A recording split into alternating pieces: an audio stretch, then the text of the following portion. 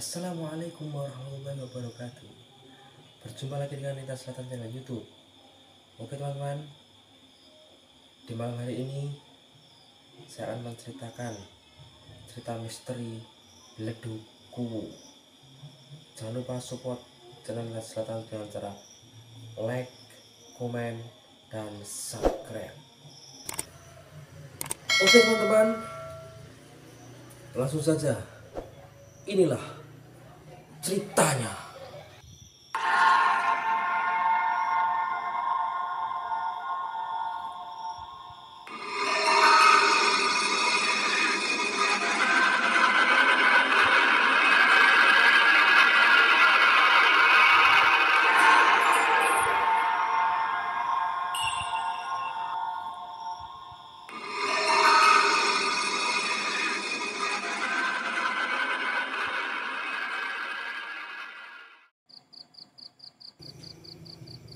Pada suatu saat,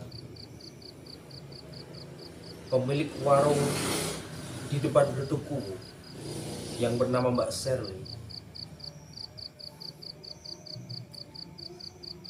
itu pernah ada orang jauh yang sedang lewat di daerah Beledug Kuwu, teman-teman. Itu adalah seorang sopir. Dia melihat bahwa di sepanjang pagar dari pariwisata Beledug Kuwu itu adalah seorang manusia, teman-teman. Pagar dari sebelah selatan sampai sebelah barat itu semua manusia berdiri, teman-teman. Seorang sopir itu menghampiri warung Mbak Sherly itu, teman-teman. Sopir itu bertanya kepada Mbak Sherly, Mbak, sampeyan sudah berjualan di warung sini udah lama. Pernahkah Anda melihat sesuatu di daerah? Mbak Sherly menjawab, tidak pernah, Mas. Emangnya ada apa? Sopir itu menjawab, Mbak tahu nggak? Di sepanjang pagar Beledug Kuwu ini, Mbak, itu dari sebelah selatan sampai sebelah barat, Mbak, itu semua orang berdiri, Mbak. Wih, yang bener, Mas? Iya, Mbak, saya melihat nyata itu, Mbak. Dan saya juga melihat, Mbak, di sebelah selatannya dari rumah kecil itu adalah rumah bagus seperti rumah keraton. Tapi saya tidak pernah melihatnya, Mas, kata Mbak Sherly. Dan asalkan Mbak tahu, di sebelah baratnya dari rumah kecil itu, Mbak, itu adalah pasar ramai sekali, Mbak. Oh iya, Mas, kalau pasar itu aku memang belum pernah melihatnya sendiri. Akan tetapi saya pernah diceritakan orang sini sendiri, Mas. Kemarin orang sini sendiri bercerita kepada saya seperti ini, Mas. Pada hari Kamis malam Jumat, orang sini ke tempat rumah kecil yang tempatnya Nyi Ro Dukun itu. Dia mendoakan Nyi Ro Dukun. Dan ternyata, Mas, dia melihat di sebelah baratnya dari rumah si Ro Dukun itu adalah pasar yang sangat ramai. Kemudian si masnya itu dia membeli sesuatu, yang dibeli adalah pakaian, Mas. Dan pakaian itu dia bayar, dan ternyata uangnya itu ada kembaliannya, Mas. Dan si penjual baju atau pakaian itu mengembalikan dari uang yang dibuat untuk membayar pakaian itu selalu dikasih kembalian, Mas. Kasih kembalian, gak pernah berhenti. sampai 1 karung itu full, Mas. Kemudian seseorang itu berkata, "Mbah, sudah mbah, sudah mas, sudah mbah, ini udah cukup mbah, kembalian udah cukup." Baru si penjual pakaian itu berhenti memberikan kembalian. Itu sampai sekarung penuh. Kalau seseorang itu belum bilang berhenti, itu masih dikasih kembalian uang itu terus. Kemudian pakaian yang dibelinya itu apabila dipakai seseorang itu bisa menghilang, teman-teman. Bisa menghilang.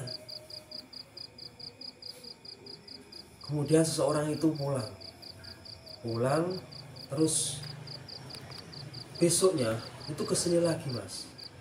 Pas waktu sebelum maghrib itu di warung sini, di saat itu atau di waktu itu ada 5 orang termasuk Mbak Sherly itu. Dan seseorang itu bercerita pada 5 orang itu termasuk pemilik warung, "Mbak, Mas, kalau sampean tahu dan kalau berani, itu di rumah kecil tempatnya Mbak Nyai Rodukun itu ada segelondongan apa itu namanya, daun pisang. Itu saya tali seperti gelondongan itu kemarin. Itu isinya uang, teman-teman. Kalau sampean berani ambil gak apa-apa, itu beneran isinya uang. Tapi kalau orang nggak tahu itu melihatnya seperti daun, tapi itu asli uang, teman. Kalau mas berani ambil gak apa-apa." Dan 5 orang bersama Mbak Sherly itu menjawab, "Mboten mas, enggak mas, saya nggak berani mengambil, saya takut ada resikonya." Pada suatu ketika ada tiga pemuda datang ke rumah kecil si Rodukun itu. Dia meminta nomor togel. Dia membawa semua syarat, ada bunga kantin, ada uang koin-koin itu ditempatkan di rumah kecil si Nyai Rodukun itu. Dan ia berkata, Mbah, saya minta nomor togel, Mbah. Minta nomor togel, Mbah." Apa yang terjadi, teman-teman? Yang terjadi itu yang satu, pemuda yang satu dikasih nomor, dan yang kedua 2 orang itu tidak dikasih nomor togel, teman-teman. Dan seketika itu juga pada malam hari itu, kedua pemuda itu marah karena tidak diberikan nomor togel, teman-teman. Apa yang dilakukan kedua pemuda itu, teman-teman? Bahkan si ketiga pemuda itu, teman-teman, itu pada waktu itu membakar rumah si Nyi Rodukun itu, teman-teman. Itu rumah dibakar sampai habis. Itu warga setempat nggak ada yang tahu karena itu adalah malam hari, di tengah malam. Dan kebetulan tidak ada orang lewat sama sekali, warga juga tidak mengetahuinya, teman-teman. Itu rumah si Nyi Rodukun itu dibakar sampai habis. Dan apa yang terjadi, teman-teman? Kebesokan harinya, ketiga pemuda itu mutah tanah, teman-teman. Mutah tanah Bledukuwu, teman-teman. Dan ketiga pemuda itu tewas seketika, teman-teman. Tewas seketika, teman-teman. Dan kelanjutan ceritanya, teman-teman, ini kisah nyata dari pemilik warung Mbak Sherly, teman-teman.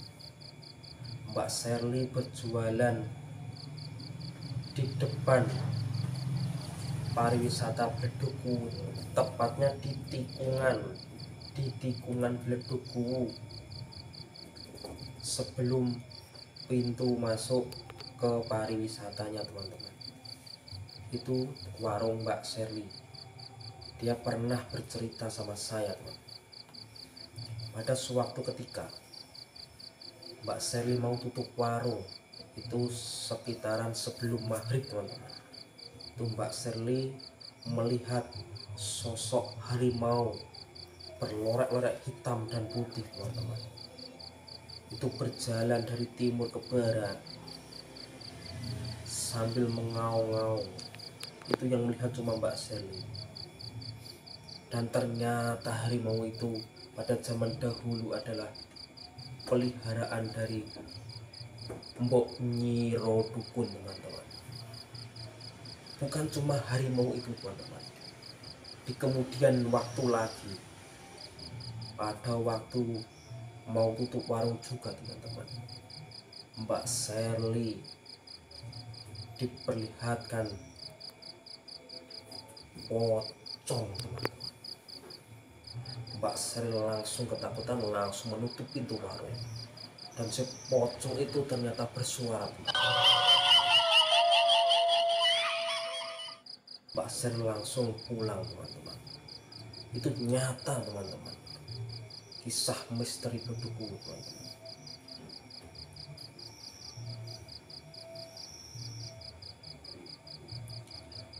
Dan kemudian warga setempat pada waktu dulu warga setempat pernah melakukan sebuah majelis. Itu berencana berkumpul dan itu sudah dilaksanakan. Warga setempat pada zaman dulu pernah melakukan yasin tahlil di rumah Mbok Nyiro Dukun, teman-teman. Setelah melakukan yasin tahlil, apa yang terjadi, teman-teman? Itu rumah si Nyiro Dukun itu meletup, teman-teman. Seperti itu, teman-teman. Karena apa? Karena mitosnya sampai sekarang itu Mbok Nyiro Dukun masih hidup, teman-teman. Masih hidup. Maka dari itu Mbok Nyiro Dukun tidak mau diyasin tahlilkan, teman-teman. Kalau cuma dikirimi Fatihah, Mbok Nyiro Dukun mau. Karena berpikirnya Mbok Nyiro Dukun itu belum meninggal. Maka dari itu, teman-teman, Mbok Nyiro Dukun tidak mau dikirimin yasin tahlil seperti orang yang sudah meninggal, teman-teman. Dan apabila dikirimi yasin tahlil, rumah dari Mbok Nyiro Dukun itu meletup seperti itu, teman-teman. Maka siapa saja yang ingin berkunjung berpariwisata di Bledoku, kalau melewati jalan yang tikungan ini dari selatan ke utara terus nikung ke barat, itu syarat dari warga setempat. Kalau lewat situ seseorang harus uluk salam, assalamualaikum. Kalau tidak seperti itu klakson kita pencet. Agar apa? Kata si warga setempat, agar tidak terjadi apa-apa atau agar tidak diganggu oleh makhluk-makhluk halus. Dan barang siapa yang ingin berkunjung ke tempat Mbok Nyiro Dukun, itu juga harus melakukan uluk salam, teman-teman. Dan berdoa, kirim Fatihah itu tidak apa-apa, teman-teman. Dan mungkin cukup sekian kisah misteri di balik Bledoku, cerita dari Mbak Sherly, pemilik warung di depan tikungan Bledoku. Jangan lupa tonton terus videonya sampai selesai. Yang nonton videonya sampai selesai, saya doakan sehat selalu, dilancarkan rezekinya, dan selalu dalam lindungan Allah Subhanahu wa Ta'ala. dan kita harus mempercayai bahwa hal gaib itu ada dan selalu berdampingan dengan kita, teman-teman. Mungkin dari saya cukup sekian. Jangan lupa support saya dengan cara like, komen, dan subscribe. Sampai jumpa kembali. Wassalamualaikum warahmatullahi wabarakatuh.